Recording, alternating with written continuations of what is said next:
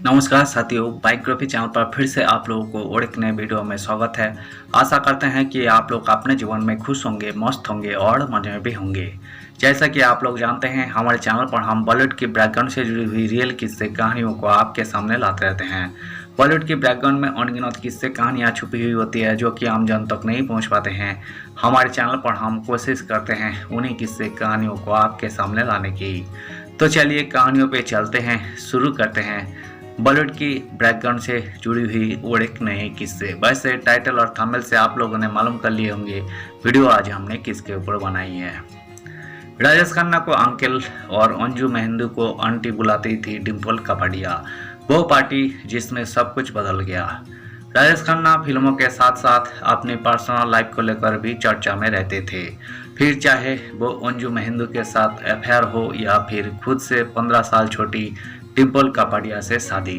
इनसे जुड़ा एक किस्सा आपको बताते हैं जो शायद ही आप जानते होंगे। जब अंजू ने डिम्पल को इनवाइट नहीं किया था तब राजेश उन पर बहुत भड़क गए थे और डिम्पल ने भी अंजू को ताना मारा था।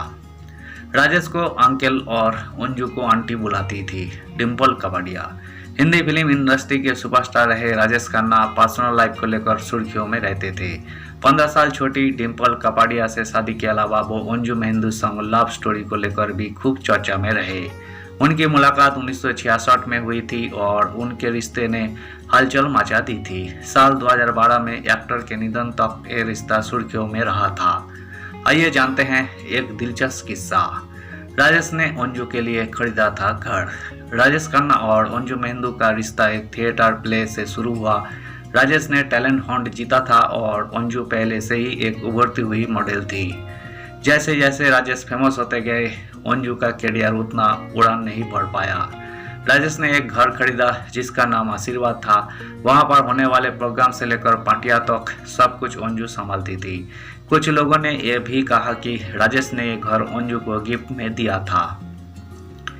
अंजू के लिए पॉजिटिव थे राजेश। खैर, एक तरफ राजेश का करियर उड़ान भर रहा था तो दूसरी तरफ कथित तौर पर उन्होंने अंजू के एक्टिंग प्रोजेक्ट्स में दखलंदाजी करनी शुरू कर दी थी। कहते हैं कि वो अपने रिश्ते में पॉजिटिव हो गए थे। वो ऐसी स्थिति बना देते थे कि अंजू को कोई हफ्तों तक प्रोजेक्ट में काम करने के बाद भी उसे छोड़ना पड़ता था। अंजू को किया था प्रपोज, मना करने पर रिश्ते में खटास।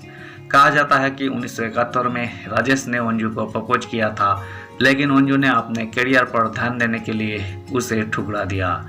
इससे उनके रिश्ते में खटास आ गई। लगभग उसी समय अंजू का नाम वेस्ट इंडीज के क्रिकेटर गैरी सोबर से भी जुड़ा, जिनसे उनकी मुलाकात एक दोस्त के घर पर हुई थी। गैरी ने प्रपोज किया और अंजू ने उनका प्रपोजल स्वीकार कर लिया। डिम्पल ने कहा था अंकल और आंटी। स्टारडस्ट को दिए गए एक इंटरव्यू में अंजू ने पहली बार डिम्पल कपाड़िया से हुई मुलाकातों को याद किया।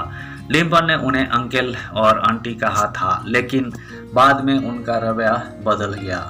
डिम्पल मासूम होने का करती थी दिखावा। अंजू ने बताया था, जब मैं और राजेश पहली बार उनसे मिले तो डिम्पल ने हमें अंकल और आंटी कहकर बुलाया था और फिर मैंने अचानक उनके रवैये में बदलाव देखा।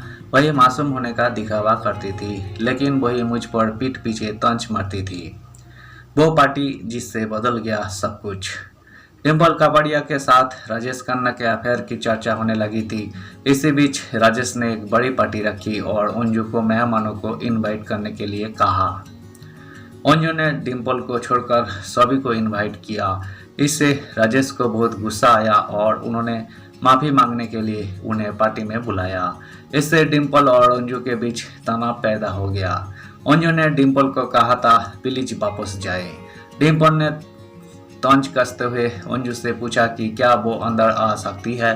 अंजू ने कहा मैंने भी अपना आपा खो दिया और उनसे कहा अगर आपको इनवाइट किया गया है तो जरूर, अगर नहीं तो प्लीज वापस जाए। खुद से आधी उम्र की डिम्पल से की शादी। फिर राजेश ने डिम्पल को प्रपोज किया और 1973 में दोनों ने शादी कर ली। उस समय डिम्पल सिर्फ 15 साल की थी, राजेश से आधी उम्र की। इनकी दो बेटियां हैं, ट्विंकल और रिंकी खन्ना।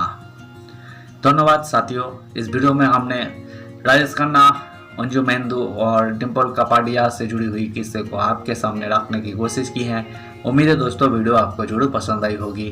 वीडियो पसंद आए तो लाइक कर दीजिएगा, चैनल पर नए आए हैं तो प्लीज़ एक सब्सक्राइब कर दीजिएगा।